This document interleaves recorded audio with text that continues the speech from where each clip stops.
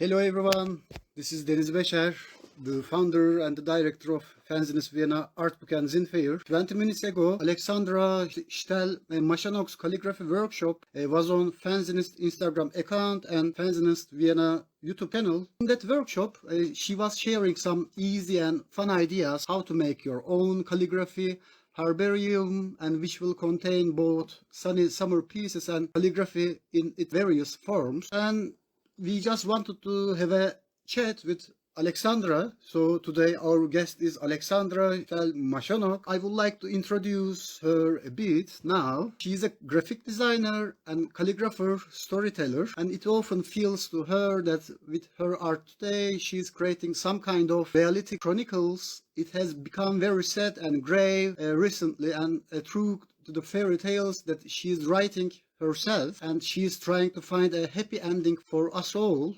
So Alexandra also teaches calligraphy since 2015 and promoting it in every possible manner and showing its variety, exploring and pushing its limits, giving educational lectures on this topic on various platforms, including TEDx, participating and in various exhibitions in Europe. So she tries to help people transform the pain that many of us feel today into beauty and give them a little bit of hope. Now, I'm gonna invite Alexandra to our live broadcast. Hello.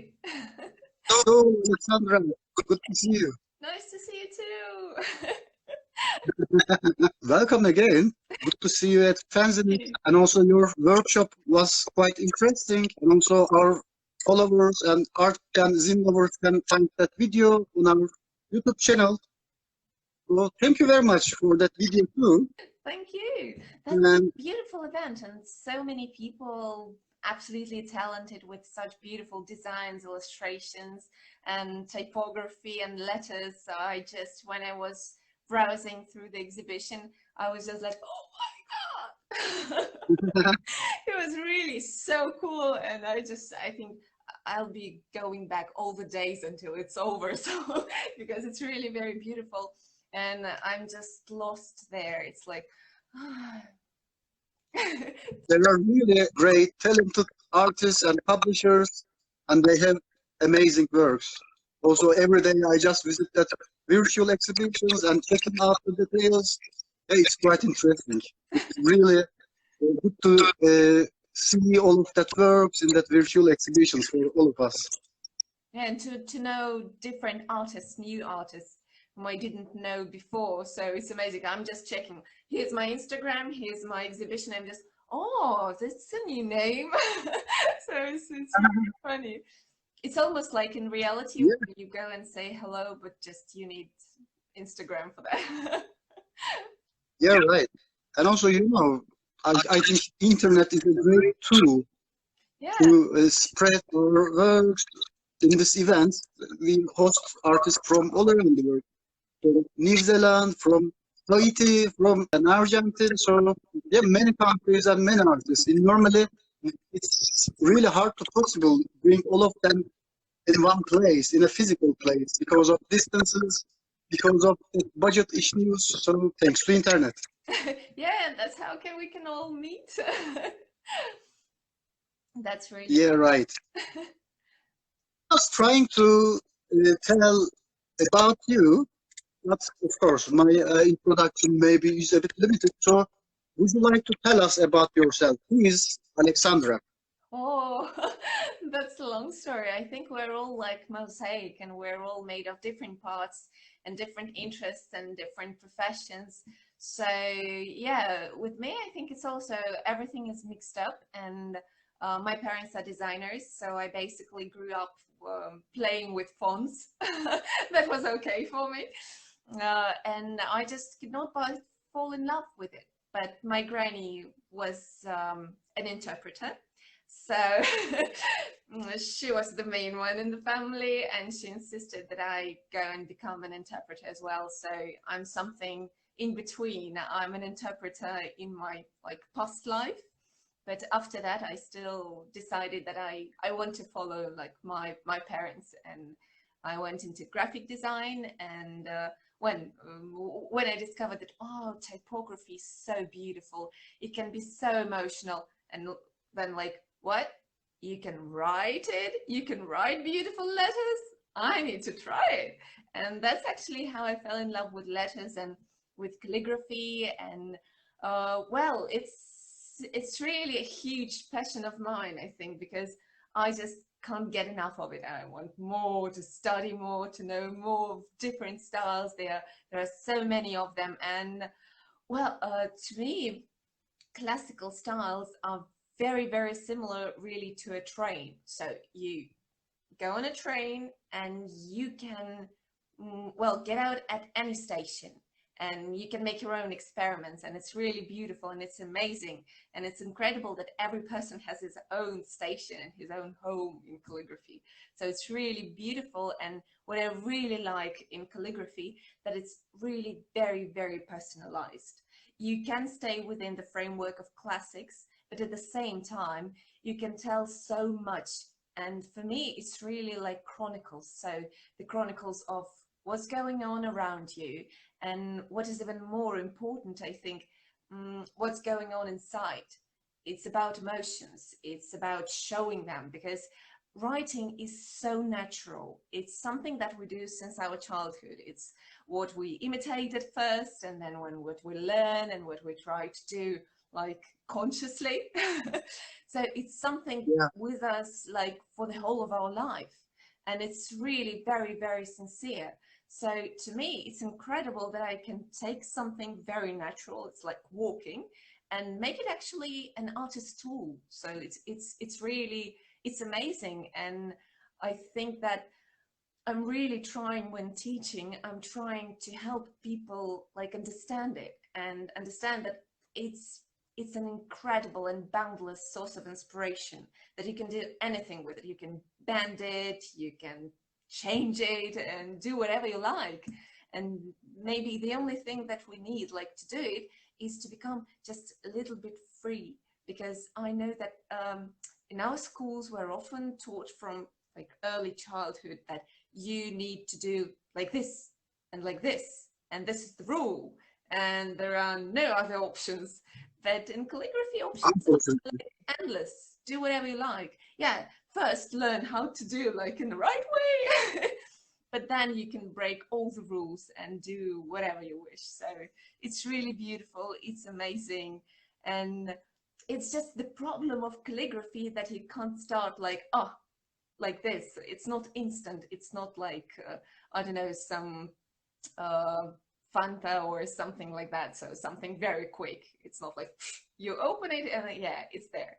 No, you need to prepare it. And you need some time for it. So yeah, that's basically the problem of the whole industry, that most people want to have it right now and quickly, and life is so fast paced. You need to do this, like to cook, work, do whatever. And calligraphy is way too slow. But maybe that's the beauty of calligraphy. And there was a year when I was studying in Ink Academy, that was Calligraphy Academy, and I was waking up every day at 6 o'clock. I was writing my homework, and that was really incredible. I knew that for 3 hours or 3-4 hours, no one will touch me. It's me, sunrise, and calligraphy, and it's so cool. So I think it was a crash test. Yeah, it was very complicated at times, but it was really very beautiful. And I think that it really showed me that when you slow down, you start noticing more things, much more things, and that's amazing. I think that's one of the gifts of calligraphy. Yeah, sounds pretty cool. I can directly see your passion through calligraphy and art from your eyes. I mean, I can directly read that. Well, yeah, maybe I'm a little bit crazy about it, just kind of a little bit. It's quite nice. I mean, please keep going on like this. Thank you. And also somehow calligraphy is contrary for nowadays. You know, Nowadays, we are just living in a fast life. We just use social media. We are consuming a lot as images, as experiences. Calligraphy, as you said, you need to take your own time. You need to slow down, concentrate what you are working on it. So that's why it's a bit contrary as a form, isn't it? It's actually it's a very interesting trend that nowadays we can see how the whole like world is changing, and psychology of people, philosophy around us, everything is changing a bit. And to me, really calligraphy is like part of the meta-modern structure in the whole, because it's really about sincerity. It's not about mocking someone up. No, it's about being your true self. And I think that's really very much about the modern culture that is like being developed now, that is now just emerging, when people try to like show, not to show off, but to show their inner selves. And that's really beautiful everywhere in advertising, where the models are not too much Photoshop now. It's like if you compare the models of the 90s, when it's where like everyone was like Barbie, so perfect, so like and now everyone is natural, and it's cool and it's beautiful. And I think that calligraphy is something that is really like an integral part of this world, of this new world of new sincerity, where people can actually speak up, where they can be their true selves. And it's, I think it's very beautiful. I think it's incredible, and it's something that we need to like pay attention to, because really calligraphy is now a huge part also in graphic design, because also it is very emotional. It's sometimes hard to be emotional, like in visual arts, sometimes, not always, but sometimes, when it's like some poster or graphic design, something like very serious. But if you add a little bit of calligraphy or something really expressive, so this is what really adds to the character. If, for example, you don't use the images, Yeah, you are right. then calligraphy is like, Yeah, sounds pretty cool. Have you ever been in Turkey before? Because in Turkey there is a great calligraphy examples. They have a traditional art about calligraphy. So maybe it can be interesting for you to see yeah, their examples in that country. definitely. Yeah. Every time actually when I go somewhere abroad, it's always like a hunt for new treasures in calligraphy, in typography. Like, I need to photo that. I need to see that. Ah, that's a great, cool idea. I need to save it for some ideas for the future. So yeah, yeah, it's every step. Actually, calligraphy is absolutely everywhere, and we just don't notice it when we don't know that it's, well, it's there, when people don't identify it as calligraphy. Well, letters, yeah, yeah, it's okay. But if you like pay attention, then you see uh, brands like, I don't know, Coca-Cola or Ford or Cadillac, You're right. whatever. So many huge international brands are usually using calligraphy in their logos, and it's incredible. Packaging, or I don't know, some neon signs, or Hollywood movies, like I don't know, the logo of Paramount Pictures or Disney. That's all calligraphy. That's all about handwriting. So Yeah, it's right. everywhere. Yeah. So you just look around at your home, and I think you will find something made with calligraphy. Chocolates. They love calligraphy. So you can always find some like Lind chocolates, or I don't know, Milka. Yeah, yeah, Milka also has lettering, like handmade letters. So it's, yeah, it's really amazing when you start noticing. Calligraphy is following me, I think. Yeah, you are totally right. When I think through some brands, they have many calligraphies on their logos, on their identity. So somehow we just see calligraphy in everywhere, as you said before. Just you start And also, noticing, and then it's like another color, like it's added up to your palette, and you start noticing it, and just the world lights up. You're right. Also, you also work as a graphic designer. So how does it feel to design in digital and calligraphy by hand in analog way? Also, you are combining between each other. I know you use digital and also analog way. So Yeah. how does it going on for you? I think it's very interesting because digital makes like it gives opportunities to like make it faster, to make maybe more varieties. But when you have analog calligraphy, it's really the texture, it's really the character that adds up to different designs. And actually, I was working for the local Honda representative, and we even had Honda banners with calligraphy.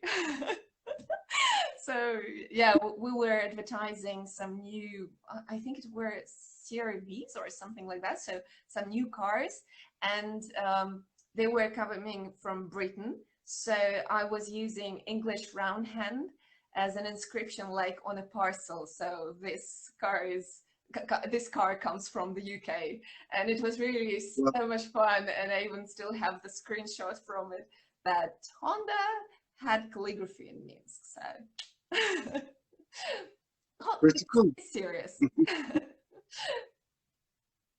By the way, we can start to receive some questions from our followers. If they wonder something else about you, they can just write their questions in that comment section, and then we can read from here, and Alexandra can give the answers for you.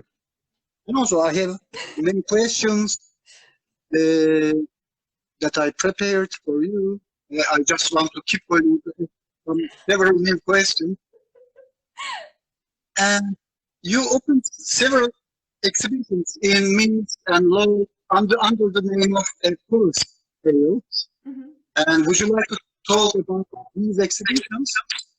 Yeah, it was actually a very fun experience. I started up as a more like graphical artist, and I was drawing a lot, and I was dreaming of becoming an illustrator. So yeah, I had several graphical exhibitions, and my first one was Forest Tales, and it started in Minsk, and then it went to travel around Poland. It was exhibited in Białystok and then in Lodz. And if I'm not mistaken, then it got back to Białystok again. So it was like a tour. And it was really interesting. And I was into some kind of surreal art. So I think that is something that I bottled up and I just saved for myself. And not long ago, I just remembered, oh yeah, I loved surreal art. So I need to get back to that. And then I just mixed it with my letters. And yeah, actually, I think that that's how I found something that I really love now in calligraphy, that I'm just bending letters and making them very strange in forms. And it gives me, yeah, so much joy because to my mind, everything that we have in our experience, like absolutely everything, it adds up to our like inner world and to what we want to translate, to what we want to say to the world. And mm, everything that I was doing, from like learning how to sing to like my love for serial graphics, it all still adds up to what I do in calligraphy. So to me, there are absolutely no useless things that we do. Even if we're just contemplating, I don't know, the sunset, it's really useful. Everything is useful because everything makes us like us and makes us unique with our likes, even if they're absolutely useless. I love useless Yeah, likes. useless can be quite useful actually. Yeah, absolutely. And also in 2015, you started to give some calligraphy uh, classes and lessons at the very time. How are these workshops going on nowadays for you? Oh, it's really it's my passion to teach, and I've been teaching since 2011. So I really love it. And in 2015, my teacher offered me to start teaching myself, because I was really into pointed pen, and in my city there were no pointed pen courses. So I was just traveling to other countries to learn something and taking online courses to learn this technique. And just thought that, well, we need to develop it here. And if I know something, then I can share it, of course.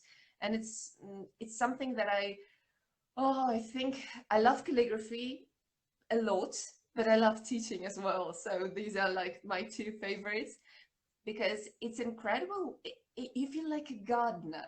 You plant something and you see like how it grows gradually, how it starts to blossom, and how people just, they enrich so much what I give to them. I give them just little seed, just something, and then they just add their likes, their interests, and it's like chemical reaction. You never know what will happen next. And for me, it's every time it's an experiment. That's why I absolutely love, I adore my students. They're beautiful people, and I'm so grateful to them that I'm privileged to work with them, because they're all absolutely incredible individualities. And when I see how they interpret my like information that I give to them, it's just, Yeah, I'm blessed with this incredible gift that I'm working with them. sounds amazing. Also, you give online calligraphy workshops. Can you share some information for the people who wants to be part of your online workshops? Oh yeah, yeah. I'm because the situation is very difficult now, and I don't know how it's possible now to be offline. So I decided to go online, because my students, some of them had to move to other countries, and I still want to have the connection with them and to be with them and to support them. So yeah, now my workshops all moved online, and they're mostly quite continuous. So it's those are long courses, and well, my longest course was 5 months. We're just learning usually some classical stuff, and then we're experimenting and doing the crazy stuff, like making letters out of plasticine, or embroidering letters, and so on. So it's like, go crazy, do whatever you want. So yeah, This sounds really nice. I'm, but it's really very interesting, starting like very Yeah. slowly with very basic like exercises, basic elements, and just growing up, building up all those things, and then going like for, wow, some creative projects, crazy stuff. That's cool. Yeah, sounds amazing. By the way, you make your own books. I guess also you make the bindings by yourself. When did you start to make your own book designs? Also, can you talk about the subjects of these books? Yeah, well, it's it's very good for the like topic of the festival. Absolutely perfect with the books. Yeah, at some moment I just understood that when I'm teaching, I need to have a book of what I'm teaching, so that people could always go back to some information and remind themselves of something, to have the schemes, to have everything drawn. And actually, yeah, that's how I came to the necessity to make a calligraphy book, and it's just appeared so that I made three. Oops. But yeah, well, my students need everything, like all the best stuff, and the best stuff is books. So yeah, I needed to make one. So one is dedicated to English roundhand or copperplate, the modern version. The other one to Spencerian, it's American cursive, and the third one to flourishing. So it's the newest one, and now it's in print. I made all the design and like all the editing and everything myself in in InDesign and with hands. So with all the Yeah, drawings. But the printing stuff, yeah, that's for the printing studio, for the serious guys who can make it all. like serious. And at the moment, those are like very, very small number of copies, like 20 copies. But I'm now, So limited edition.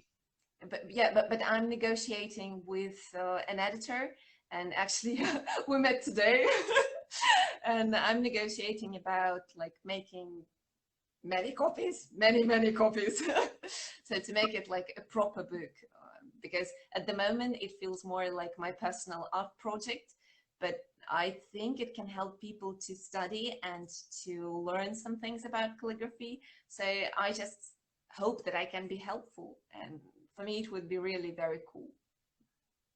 Yes, that's a good idea. When you start to work on a book which gives all information about calligraphy and how to make the calligraphy and other kind of informations would be quite interesting. Yeah, oh, I love it. It's just, yeah, actually some of them are standing right here, so this is one of them. So my favorite shelves with my favorite books. So some of them are mine. Yeah, I see. So I guess you live in Croatia now, right? I'm actually moving to Croatia. Yeah, there is at the moment just my documents are being prepared. So at the moment I'm in Belarus, but yeah, I'm in the process of relocation. Yeah, I got it. How is the art book scene in Belarus? Is there any friends of you who makes this kind of art books and other kind of independent publications, Not zines? not much, unfortunately. Very few. It's we have a very complicated situation, so it's not many like survived.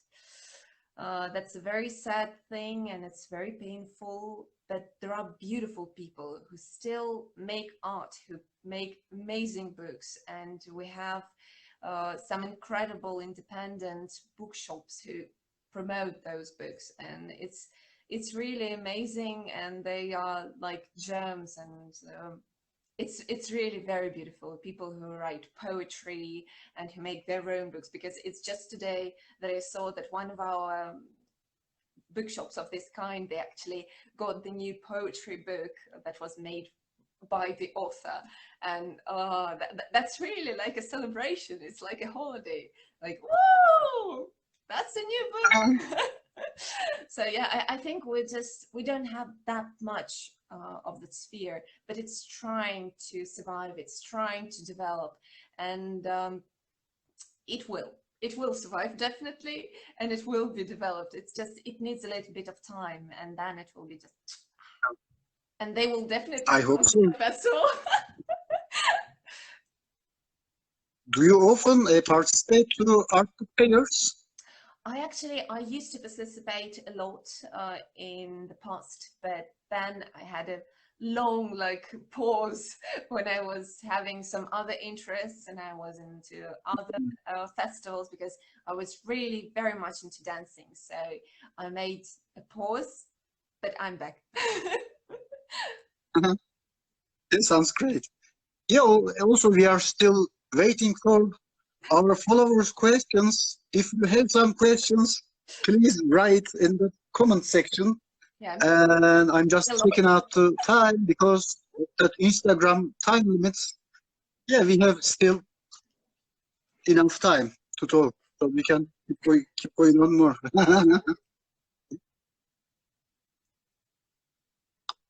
Yeah, so also all of our publishers and artists have some special page on Fanzineist.com. If you wonder about the page of Alexandra, please visit Fanzineist.com and see her page and her books and calligraphy works. And also, in the beginning of that live broadcast, as I said before, her workshop video is available on our YouTube channel, so you can watch her workshop video again on her channel. Yeah, it feels like you need to make pauses, like to make all this stuff, because yeah, it took me a lot of time, because like writing one page is sometimes it's very long. It takes a lot of time. So you need like to pause, I can read imagine. all, and then what's next? So yeah, it's just a process, but yeah, it's fun. But results are amazing. I mean, it's totally worth to give your time. Well, I just wanted really, it's incredible that your festival started on the World Calligraphy Day. So that very day. And I thought Mhm. that's a cute occasion actually to make something about calligraphy, and also somehow connected with zines and handmade books, because it's really, it's amazing that people can make just books for themselves. And for me, it was actually, well, it was my kind of a game in my childhood. I loved taking sketchbooks and making books out of them, dedicated to different stuff. And when some time passed, and I think that I got to know about artist books when I was already grown up, and I went to a class dedicated to artist books in 2012, 20, sorry, 2020, yeah. And I just remember that, oh my God, that's what I loved in my childhood. I need to get back to that. Have you ever made any zine, by the way? That's my A dream. classical one with photocopy version. Yeah, I want to make zines with my students. We want to make zines about our native city, about Minsk, because there are many Oh, wow. places, and we wanted to dedicate our zine to Minsk, but just we still didn't have time for that, but we will do it. I think one day you will be figuring out that and you will be doing that zine. And please, when you finish that zine, let me know. I will definitely. Great. So maybe, Yeah, I would like to see more zine examples from all around the world. I mean, from Belarus, from Latvia, from, I don't know, Kenya or Morocco. yeah, Really amazing to see some different type of examples. I think it's everywhere. And actually, we had a beautiful, incredible studio that was making zines, and that was into teaching it and spreading the word about it. It's really amazing. But as I've said before, those are dark times, and it's very complicated. And unfortunately, they had to close up 2 years ago, and it was a very sad thing. And I'm still waiting for them to open up when it's brighter again. Yeah, right. Do you have any future plans, by the way, as projects? Is there any exhibitions or some new project or something else? Oh, I have actually several fairy tales in my mind that I really want to develop. They're all very grave and scary, but they will have a happy ending. That's like Something interesting. yeah, we have like a joke that almost all Belarusian prose is very, very sad, and it all ends bad. So I'm kind of in connection with the tradition. I'm still very grave and sad, but I'm trying to make it like a step further. So I will be making a happy ending. It's very important. Yeah, geographies are totally shaping us Yeah. and our art, our music, our literature totally depend on that geography and that culture. So we can see the melancholy and happiness and all kind of details from that geography. It's quite interesting. Yeah, it's everywhere. It's different. People are different, and their fairy tales are different. So yeah, it's absolutely natural, and I think that I'm just developing different ways to tell fairy tales. And actually, yeah, one of my recent project was a fairy tale that was on canvases, and it was very funny. I think I will make a premiere quite soon, because we were filming in a forest, in a real actual forest. So I took the canvases like to the train and we decided to go to the forest. So it was very Like impressionist painters. that was extreme. Yeah, but it was very funny, and it was very interesting. And at that moment when I saw how my paintings look on the trees, I thought that, wow, I think that's my dream exhibition in a forest. So when I grew up, I dream of an exhibition in a forest. This would be great. Sounds pretty cool. I really like this idea. It looks incredible. It's just wow. It's the combination of natural stuff and handmade stuff. And I'm also using a lot of natural material in my works. So it's like, oh my God, they're just intertwining and becoming like something different. It's very cool. It's very interesting. You interest about fairy tales, but how about legend? For example, there are several legend stories in your country. In the beginning of our live broadcast, I was playing a song which was actually belonged to one of music bands from Belarus, and their name is Irdo, right? Yes, yes, I know them. They're They made they made a song which was about legend called Woke Kalak. oh yeah. Yes, yes. Thank you so much. That's very beautiful pronunciation, actually. You're welcome. I hope I took minutes to say that word in a proper way. Yeah, that's a very beautiful band. They're absolutely incredible, and their story actually now is also very sad. I think it's a very unfortunate thing about many beautiful, creative people who are trying to speak up and they get punished for it, and that's very sad. This band is now, if I'm not mistaken, part of their participants are in prison now. Really? Yes, yes. Oh, well, That's for political reasons, not something different. So yeah, it's a very sad thing, and yeah, that's what happens unfortunately. in the world. Also, their video clip is quite interesting. They were just doing what you want to do, but they were doing in a music way because they made a video clip in middle of the woods and the forest. It was quite interesting to see that atmosphere. Yeah, yeah, it's all about legend. I think just legends are a bit like they're so posh, they're so grand, and fairy tales are like, oh, they're so sweet. So they're like, so friendly.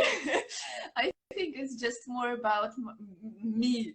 So I'm more about fairy tales and not about like legends. Da, da, da, da. Yeah, so maybe that's why it's my stuff. And maybe also my father is writing fairy tales. Sometimes he's an artist, but it's his Really? hobby. Yeah, so So, I'm, so quite interesting. yeah, I'm my daddy's daughter, so I'm You are so lucky. him. You are so lucky about it. I mean, it's Yeah, good to have a father who writes some fairy tales yeah, stories. that's really Sounds quite poetic. very nice. So I'm also, I think it was not something conscious. It was absolutely unconscious. I just started writing fairy tales when I was a little girl because I saw my dad writing fairy tales and I thought, oh well, old people do that. That's fine. So I'll do that as well. Why not? Do you listen some fairy tales before sleeping on YouTube or on Spotify? I think I need to actually. I love more fairy tales that are like written, and I actually still love children's books, and I think it's like part of my collection.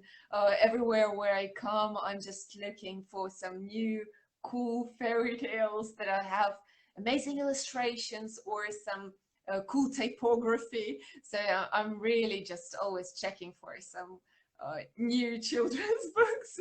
And yeah, I love them. I read them like almost every day. Ooh, yeah, it's amazing. Yeah, and I'm just checking out, is there any extra questions which came by our followers? Actually, no, I couldn't find.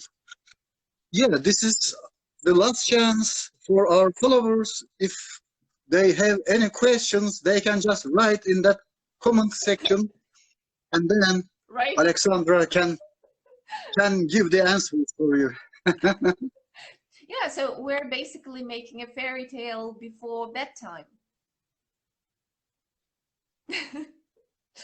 Yeah, right. And also there is quite interesting fairy tales for adults, for example. Yeah, I think it's really also the tendency of like being very sincere, and fairy tales are very sincere. They just tell everything very, very straight. Maybe sometimes they're Yeah. metaphors, but they don't lie. Also, it doesn't matter which age we have. We are we always need to some fairy tales because somehow it feeds us, it gives some inspiration. It's quite a creative zone. I mean, that kind of fairy tales are amazing for me.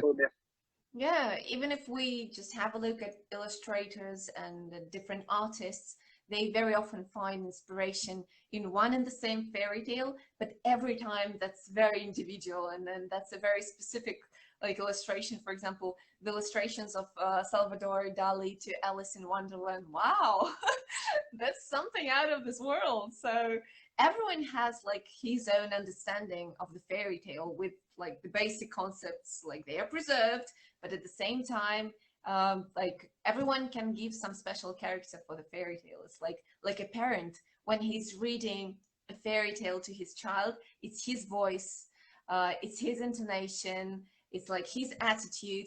That's what's actually giving the color to the fairy tale. Yeah, yeah, quite interesting. So, what's your plan about Croatia? When you move there, what will be your next actions for your art career? Well, I think that at the moment I'm going back to where I really like stopped, and several years ago, yeah, I stopped my exhibition activity and arts activity, and so now I decided that, well, I think calligraphy is a very good fuel for that, and I think just my understanding of calligraphy changed so much, absolutely like drastically, because I started from something very classical, very like neat, and then I suddenly discovered, thanks to my teachers, I discovered abstract calligraphy, gestural calligraphy, and I thought, oh my god, that's something that I need. Because yeah, actually abstract calligraphy I also like a lot, because it's also very much about emotions, and like abstract art was the reaction on the cruelty of the world, on the terrible stuff that was going on during the Second World War. And I think that abstract calligraphy is now something that is like perfectly fits the modern day. Uh, because it's very difficult to be, for example, I almost stopped writing with a pointed pen for a year in 2020. And I just understood that it's like the means of art that I can't use at the moment, because my emotions are so different. They're not neat. They're not like very beautiful. They are scary. They are like bad, and so confused. And I can't be that neat in my art as well. So it's actually very strange and painful transformation, but at the same time I think it's really amazing, because if I made this transformation and if it freed me and I felt like, yeah, that's where I can breathe. So maybe I can do it for other people, and maybe I can also open up something for them.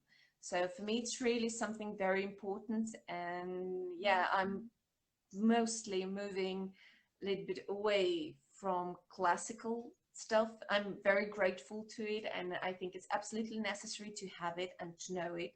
But it's cool to find something for yourself when you find like your stuff. But yeah, that's what, Yeah, right.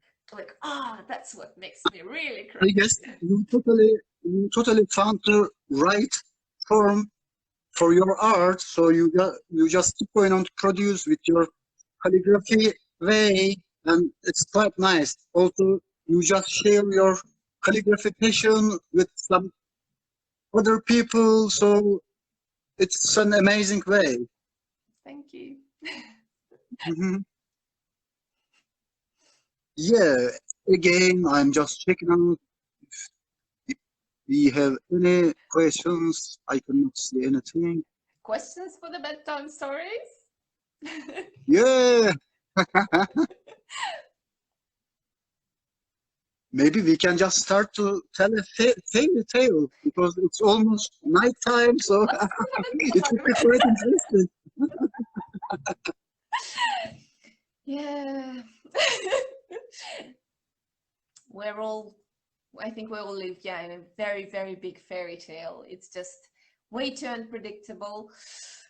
But yeah, there was a very good quotation from, I think it was Hotel Marigold or something. Yeah, I think it was this movie that there is always a happy ending. If there is no happy ending, it's not an ending yet. So maybe we still need to wait for the ending to see it being happy. Yeah, it's worth to wait to see that happy endings for our planet, for our world. So, especially for nowadays, this is what we need Yeah, and I because think it's just it's going chaotic. I mean, so true. wars, extraordinary consumption, wild capitalism, and all situations are just going to be more complicated than before. Especially in this period, we just need to have some fairy tales. Yeah, and I think that there's just also another thing that we need to save culture, like to still be humane. And culture is what actually makes us humans, not animals. So if we still continue creating art, then I think that's a piece of hope.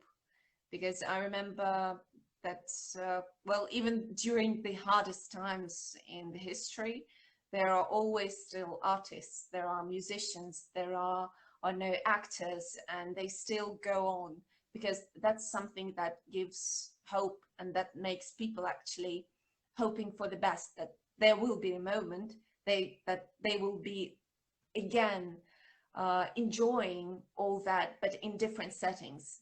And they can still enjoy even when it's very dark everywhere. And that's like how they give the fire to this light inside, that, well, I can still see art. So I will see it in the future as well when everything will be better. Yeah, yeah, artists and writers, musicians are like Yeah. cultural warriors of this world. Somehow they do their best, and they are against to mostly they are against to wars, and they make critics. They produce their art, and it's amazing way to survive, Yeah. to share the culture and creating the culture. I know it takes totally time to create some certain cultures in this world, but still we need to give our time on it. As you do, you are given your time and you do your own calligraphy. Maybe it takes 5 hours to make one calligraphy, but you need to give your time, otherwise it won't be like that. Yes, it's long, but I think that it's totally worth it. Yeah, it's really I think that everything that we make, every person makes, like for himself or herself, or just for the sake of making something beautiful, is really worth it, because it's like really a huge fight for the soul. We either lose it or we save it, and still, yeah, still humans. Yeah, right. Hey, it was really nice to talk with you, Alexandra. Slowly, we can just finish our this nice live chat if it's okay for you. And if you want to add something else before closing this live broadcast. I think that, yeah, I can just like teacher wakes up in me and asks to make homework. I just would love to give everyone homework. That is to find calligraphy at home or in a shop. If you I find, will try. you can make a photo and send to me. Then I will be just happy that, oh yeah, calligraphy is all around the world. So I will be really happy to see examples of calligraphy, lettering from anywhere in the world. That is really always very beautiful. It's like a souvenir, really. You can buy a magnet or you can take a picture of calligraphy. It's just the same. Those are memories. So if you find something beautiful, please send to me. Or you can, of course, you can enjoy all by yourself. It's fine. But if you share, really, what we know, that when we have something good and when we share it, it becomes bigger. So Yeah, right. share calligraphy, That's a great idea. That's a great idea. it will become Oh, bigger. maybe after Fanzineist, also I will try to do my own calligraphy, some basic calligraphy, Yes, because I have a so bad handwriting. Maybe I can make some development with this day. handwriting is very beautiful. I think it's absolutely amazing. And for example, my calligraphy is one thing, and my handwriting is another thing. My handwriting is terrible, and still I love it because Oh, it's natural. quite interesting. So I think that your handwriting can become like maybe expressive calligraphy. What do you think? Yeah, sure. Why not? Why not? I'll be trying that. And then I'll be sending a picture of it after Yes, Fanzineist. Not during this time, but after Fanzineist, I will be trying. I will be waiting for your homework. I'll do. Don't worry. Anyway, thank you very much, Alexandra. It was really nice to see you at Thank you. Fanzineist. And please watch Alexandra's workshop video on Fanzineist Vienna YouTube channel. Yeah, thank you very much Thank you for so much. giving your time. Sending hearts to everyone. All right. Have Bye. a nice evening. Have a nice night. Ciao. Good night.